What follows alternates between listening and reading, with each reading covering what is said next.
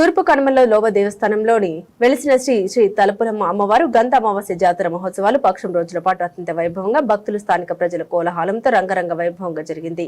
కాకినాడ జిల్లా తుని తలుపులమ్మ లోవ దేవస్థానంలో ప్రతియేత గంధ అమావాస్య వేడుకలు పురస్కరించుకుని తుని లోవకొత్తూరు వేలంపేట తాళ్లూరు గ్రామంలో ఇంటింటా పండుగల తలుపులమ్మ అమ్మవారి వేడుకల్ని ఎంతో భక్తి శ్రద్ధలతో ప్రత్యేక పూజలు నిర్వహించి ఇంటిల్లిపాది ఘనంగా జరుపుకున్నారు.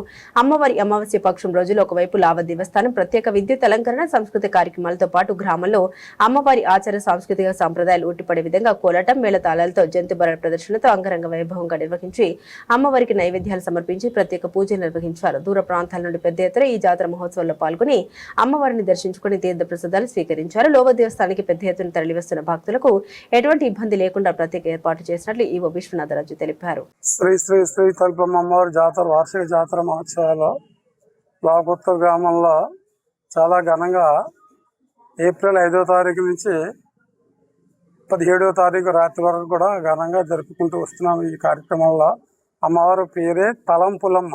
ఇప్పుడు ఈ జాతర మహోత్సవాల గురించి మా యువ గారు చెప్పారు. అమ్మవారి చరిత్ర చెప్పిన అమ్మవారి పేరే తలంపులమ్మ. తలంపులమ్మ అనేటువంటి పేరు కూడా అమ్మవారికి ఎలా వచ్చిందంటే సుమారు అమ్మవారికి తెలిసి ఒక 300 సంవత్సరాలకి పూర్వం, అంతకన్నా పూర్వం ఈ ప్రాంతవాసులు ఎవరైనా ఆపద సమయంలో తలుచుకుంటే అమ్మవారు సాక్షాత్కరించి ఓ పాపలో వచ్చి వాళ్ళ కోరికలు తీర్చేవాడు. తలచుకోగానే ప్రత్యక్షమైన కోరికలు తీరుస్తుంది కాబట్టి తలంపులమ్మ అని చెప్పి తెచ్చుకునేవారు. కొన్నాళ్ళ తర్వాత అప్పట్లో ఈ ఏరియాని పరిపాలించే తునిరాజావారి కళ్ళలోకి వెళ్ళి, నేను దారకొండ తీగకొండ లోయలో శిలైపోయాను, మీరు ఏ రోజు అయితే వచ్చి ఇక్కడ నాకు సేవా కార్యక్రమం ప్రారంభం చేస్తే అప్పటి నుంచి దాతస్థలంగా మారుతుందని, భక్తులు దాత చేసిన గంగ కూడా పుడుతుందని, ఆ గంగ ఎక్కడి నుంచి వస్తుంది ఎక్కడ వెళుతుంది అనేది మానమాతలకు ఎవరికి తెలియదు, మీరు ఏ నెలలో వస్తే ఆ నెలలో వచ్చి అమావాస్య జాతర జరిపించి అమావాస్య నాడు నవధాన్యాలు పాలల్లో వేసి నా పాదాల దగ్గర నుంచి 5 రోజుల తర్వాత చూస్తే ఏ గింజల బాగా మొలకలుస్తా బట్టలు బాగా పండుతాయని, సంతానం లేనటువంటి వారికి ఇక్కడికి వచ్చి విజయాల సేవ చేస్తే సంతానం కలుగుతుందని, చీకటి పడితే లోక రక్షణ కోసం నేను బయటకు వచ్చి హెచ్చరిస్తాను, ఆ సమయంలో ఇక్కడ ఎవరు ఉండకూడదని చెప్పేసి ఆ రాజావారి కల్లా చెప్తే ఆ రాజావారు లోవకొత్తూరు గ్రామ ప్రజలందరూ తీసుకుని చైత్ర బహుళ విధి నాడు వచ్చారట.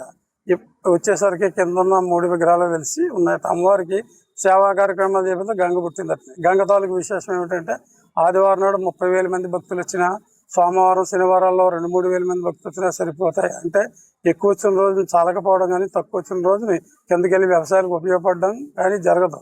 భక్తుల సంఖ్యను బట్టి జీవధార అమ్మవారు నిత్యము పంపుతూనే ఉంటారు.